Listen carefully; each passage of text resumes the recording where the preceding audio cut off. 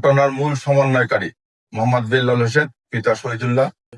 আপনারা সবাই অবগত আছেন যে গত 7ই জানুয়ারি 2026 তারিখ আনুমানিক রাত 8:30 দিকে রাজধানীর পশ্চিম তেজতুরি পাড়াস্থ হোটেল সুপারস্টারের পাশের গলিতে অজ্ঞাতনামা দুর্বৃত্ত উপস্থিত বাংলাদেশ জাতীয়তাবাদী স্বেচ্ছাসেবক দলের ঢাকা মহানগর উত্তরের সাধারণ সম্পাদক মোহাম্মদ আজিজুর রহমান ওরফে মুসাব্বির ও সুফিয়ান মাসুদ কে হত্যার উদ্দেশ্যে গুলি করে।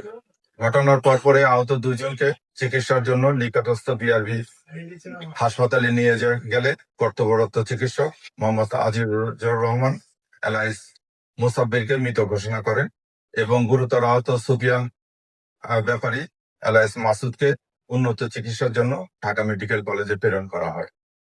উল্লেখ্য যে ঘটনায় নিহতের স্ত্রী বাদী হয়ে অজ্ঞাতনামা 4-5 জনকে আসামি করে তেজগাঁ থানায় 8 তারিখে একটা মামলা দায়ের করে। পরবর্তীতে মামলাটি নিবিড় তদন্তের জন্য ঢাকা মহানগর গোয়েন্দা পুলিশের নিকট হস্তান্তর করা হয়। পুলিশের কয়েকটি টিম ঘটনাস্থলে উপস্থিত হয়ে ঘটনাস্থলের আশেপাশে সিসি ফুটেজ ক্যামেরা সংগ্রহ করে ঘটনাস্থলের আশেপাশে উপস্থিত ব্যক্তিদের প্রাথমিক জিজ্ঞাসাবাদ করে সোশ্যাল মিডিয়া ও অন্যান্য ওপেন সোর্স হইতে তথ্যপত্র সংগ্রহ করে সেগুলো যাচাই বাছাই করা হয় এবং এই যাচাই বাছাইয়ের এক পর্যায়ে আসামিদের আমরা মোটামুটি শনাক্ত করতে সক্ষম হই এবং শনাক্তকৃত আসামিদেরকে গ্রেপ্তারের উদ্দেশ্যে বাংলাদেশের বিভিন্ন জায়গায় যথা ঢাকা, মানিকগঞ্জ, গাজীপুর, ময়মনসিংহ, নেত্রকোনা, ভৈরব, তারপরে কিশোরগঞ্জ সহ অন্যান্য এলাকায় ব্যাপক অভিযান পরিচালনা করা হয়। এই অভিযান পরিচালনা করে এই হত্যার সাথে সংশ্লিষ্ট দুইজন শুটারের একজন জিনা পিতা আব্দুর রশিদ তাকে গ্রেপ্তার করা হয়। ঘটনার মূল সমন্বয়কারী মোহাম্মদ বেল্লাল হোসেন, পিতা শহীদুল্লাহ, তাকে গ্রেপ্তার করা হয়।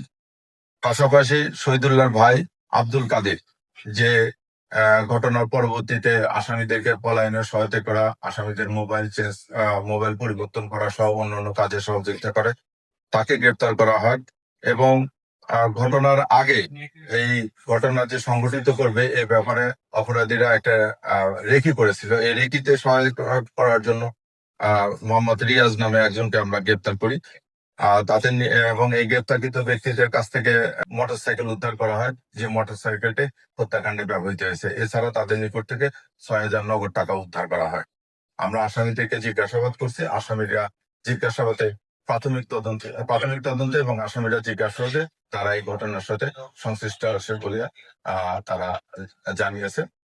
আমরা এখন তাদেরকে নিয়ে আসছি। আমরা টোটাল ঘটনাটা তদন্ত করতেছি।